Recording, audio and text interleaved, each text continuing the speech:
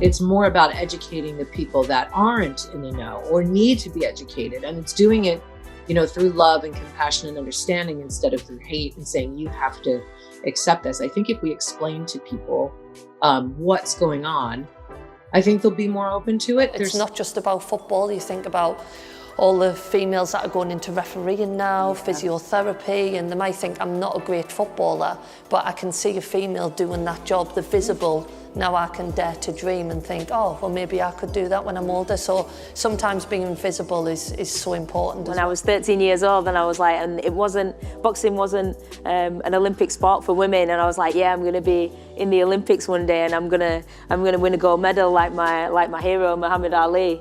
And they must have thought like, okay, you're only young. It's like she'll grow out of that, kind of thing. But I was so sure and so determined that I was going to do that.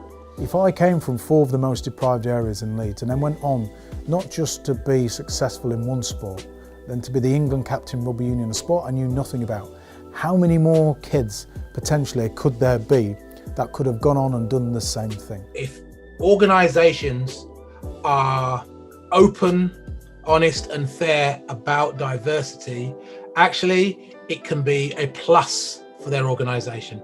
It can actually be an asset to their organisation. Disability in sport is super, super important. Sport can bring a lot of people together.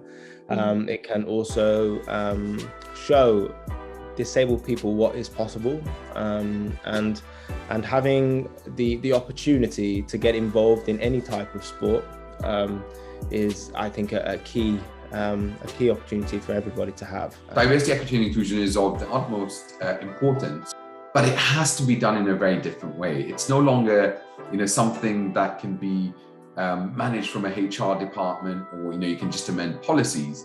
It really has to be the culture of any organisation for it to succeed. A person is not disabled by their disability. So it's not my polio, it's not my wheelchair that makes me disabled.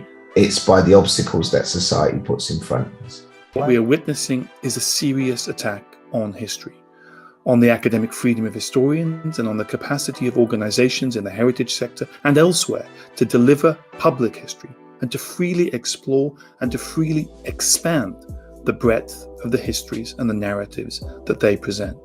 Knowledge shared is power multiplied. So I really believe that, working together, we can achieve so much more. And that is what I also agree is missing. I think we can be, a huge kind of force together, working collaboratively. And I think that is the future of kind of entrepreneurship and in this ever-changing landscape. When the pressure's on, it's easy to run. But actually for me, and in most athletes' minds, failure, loss is learning. You learn by your mistakes. I think what I'm trying to put back into business is just fairness, kindness, collaboration, and values that historically have not been recognised within business as the ones that make you get to the top. How come when people have mental damage, it's always an act of imagination? How come every other organ in your body can get sick and you get sympathy except the brain? And it's important that women and men and non-binary people who are not cis or who are not heterosexual or don't fit into a particular box, those people are also recognised and appreciated and valued for who they are. You've got to find your passion in life.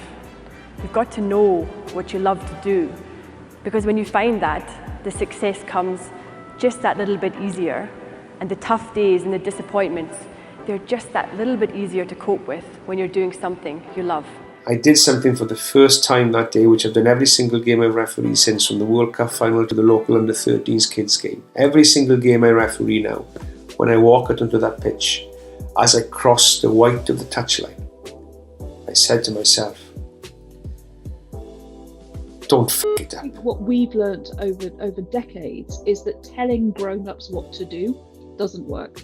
You have to create the space where they can talk to each other, reflect, think, find its personal relevance, and then find the deeds. And I never saw anyone like me in a career that I was interested in. I wanted to be a fighter pilot actually when I was very young, but whether it's fighter pilot, racing driver, when you can't see you can't see anyone that looks like you, you just feel like, how am I ever going to make it? And I was quite good in the world of boxing, and the more I got successful, the harder it became to face reality. Do I regret not being able to transition early?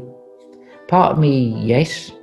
Part of me regrets not being born in the right body, and I wouldn't have had to go through all these problems. But then I think to myself, if I didn't live my life as Frank Maloney, before I finally came to terms with myself as Kellie, I would not have the love and support of my daughters and family.